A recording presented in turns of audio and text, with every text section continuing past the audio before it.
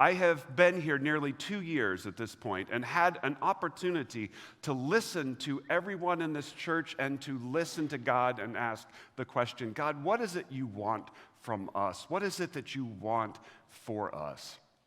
As I listen to God, I hear consistently back from God and from this church, we want to fulfill the promises that we have made to God and to one another.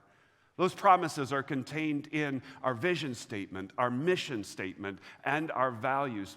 But for me, they come together in the statement, full valley engagement cultivates disciples who impact our world for Christ.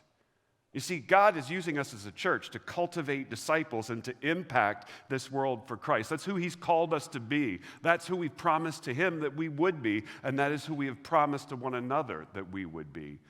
Because you see, God wants us to share the gospel relationally with every person in Hartford and Litchfield counties. He's opened up in front of us the possibility that we could be catalysts in spreading revival across New England. And he is using us already to reach unreached people groups around the world. God wants us to impact our world for Christ. I'm already asking you to begin planning to attend our annual meeting this year. It's going to happen in the month of June. And I know you think that's a long way away, but mark it on your calendars and plan to be with us at the annual meeting this year, because I want to lay out for you plans around the word cultivate of who God is calling us to be. And at the annual meeting, I hope to put flesh on that idea.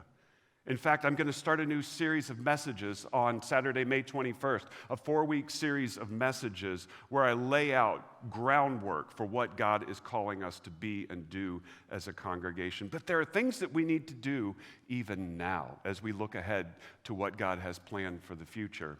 Because you see, at the annual meeting, we plan to present plans that call for us to take a bold step forward.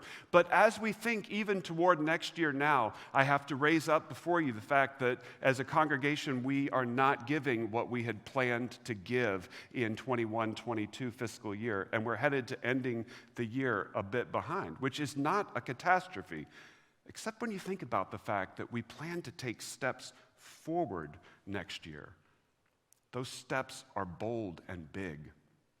And when we think about starting from behind, moving forward becomes all the more difficult, even impossible.